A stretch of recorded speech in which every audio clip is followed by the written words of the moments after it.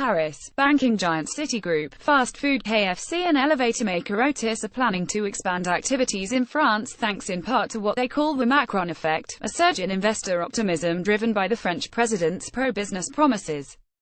But will they move their European headquarters to Paris after Britain pulls out of the EU? Not so fast. The French capital's campaign to pull in jobs from London, particularly in the prestigious finance world, clinched a victory this week when the EU chose Paris to take over the European Banking Authority from London post-Brexit. President Emmanuel Macron, whose government has set aside quiet diplomacy and relentlessly lobbied for post-Brexit jobs, tweeted his joy. Goldman Sachs CEO Lloyd Blankfein tweeted his appreciation last week for the positive energy in Paris, and the world-famous food. But the competition is fierce.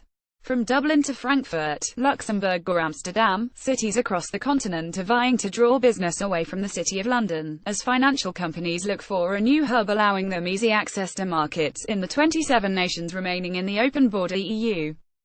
Instead of relocating wholesale, however, London's financial activities may instead splinter across all of them, or stay put. Macron's 6-month-old presidency has already had a remarkable impact on investor confidence, but most investors do not plan to move their companies from Britain to France, said Marc-André Camel of Bain & Company, which conducted a survey with the American Chamber of Commerce released Thursday on business confidence in France. There is a slight boost in sentiment that Brexit will help France, but there are still a lot of uncertainties, he said. Citigroup will make a partial move toward France as well as other cities, said its France director Mathieu Gellas, who called the choice of Paris for the EBA a super positive sign. There will certainly be recruitments in France post-Brexit, he said, but added, London will remain very dominant. Macron promises to reduce the high labor costs, rigid work rules and confusing taxes that have sent more and more companies fleeing France in recent years, and prevented new ones from settling in. The American Chamber of Commerce reported shows a spike in confidence in the French economy among U.S. companies, across sectors from technology to finance and retail. That's a big shift, partly thanks to the Macron effect and partly thanks to a cyclical bump in the French economy. A survey released Thursday showed the French economy is growing at its fastest pace since 2011, faster even than neighboring Germany. Yet the American Chamber of Commerce's report said the businesses are waiting for progress on Macron's reforms before making big hires or investment. And executives surveyed still overwhelmingly said they would advise new companies to set up in France. The executives say Macron's tax cuts don't slice deep enough, and his labor reforms don't aim high enough, even though unions and many French workers oppose them, fearing they will strip away hard-earned job protections by making it cheaper to fire workers and easier to extend working hours. U.S. businesses also worry about the need for a more flexible French education system to prepare workers for a fast automating economy. And labor costs remain high. You can't close the equation, said Pierre Laroux, France president of new equipment at Otis Elevator Co. For now there is no massive movement toward France in the context of Brexit, he said.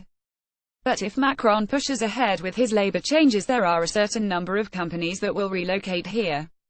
KFC France chief Frédéric Lavacher said he has struggled to convince his bosses in the US to bring more business here.